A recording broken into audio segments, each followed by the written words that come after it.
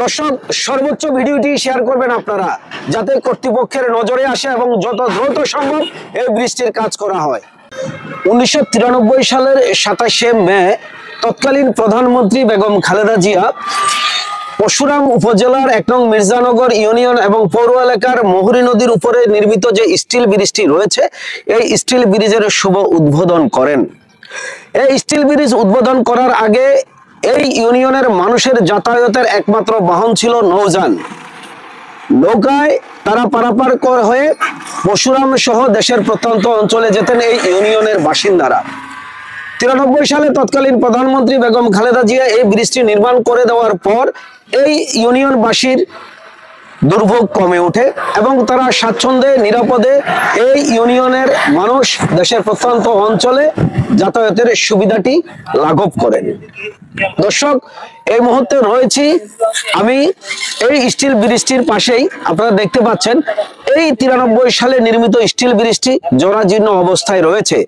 এই স্টিল ব্রিজটিতে যে কোনো সময় ঘটতে পারে একটি মর্মান্তিক দুর্ঘটনা, যা হয়তো আমরা এখন উপলব্ধি করতে পারছি না। যখন একটি ঘটনা ঘটে যাবে তখন হয়তো কর্তৃপক্ষের নজরে আসবে যে এই ব্রিজটি আগেই নির্মাণ করা উচিত ছিল। আসুন আমরা দেখিয়ে দেই ব্রিজের কোন কোন অংশে ফাটল রয়েছে এবং এই ব্রিজটি কত ঝুঁকিপূর্ণ রয়েছে সেটি আপনাদেরকে দেখিয়ে দিব।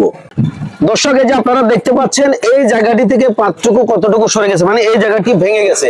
তাহলে যে কোনো সময় যে কোনো মুহূর্তে এখানে একটি মর্মান্তিক দুর্ঘটনা ঘটতে পারে, যেটি কারো পরিবারের জন্য সারা জীবনের কান্না হয়ে দাঁড়াবে।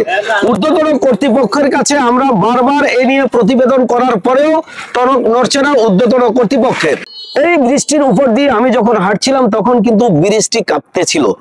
এই কাঁপানিটা এবং এই যে ভাঙা অংশ, যে কোনো সময় এই ব্রিজটি ধসে পড়তে পারে নদীর বুকে। দর্শক, আপনারা দেখতে পাচ্ছেন আমার পাশে দিয়ে অনেকগুলো গাড়ি যাচ্ছে, কিন্তু যে জীবনের ঝুঁকি নিয়ে চলাচল করছে এই ইউনিয়নের প্রায় 50,000 মানুষ। কর্তৃপক্ষ কোনোভাবেই এই বিষয়টি নজরে নিয়ে আসছেন না। কেন নিয়ে আসছেন না সেটি আমাদের জানা নেই। দর্শক, এই ব্রিজটি 1993 সালে নির্মাণ করার পর শুধু একবার রিপেয়ারিং করা হয়েছিল। সেই রিপেয়ারিং এর ফল পরে আর কোনো কাজ করা হয়নি এই ব্রিজটিতে। দেখতে পাচ্ছেন কত স্লো গতিতে এই যে গাড়িগুলো যাচ্ছে, কারণ এই গাড়িগুলো যখন এই ব্রিজটির উপর দিয়ে পার হয় তখন কিন্তু ব্রিজটি ভূমিকম্পের মতো কেঁপে ওঠে।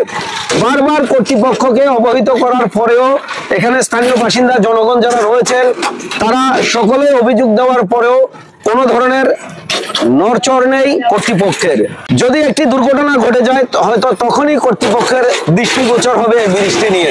আমরা চাই কোনো একটি দুর্ঘটনা ঘটার আগে, কোনো একটি পরিবারে কান্নার রোল পড়ার আগেই যাতে এই ব্রিজটি যত দ্রুত সম্ভব মেরামতের উদ্যোগ নেন স্থানীয় কর্তৃপক্ষ।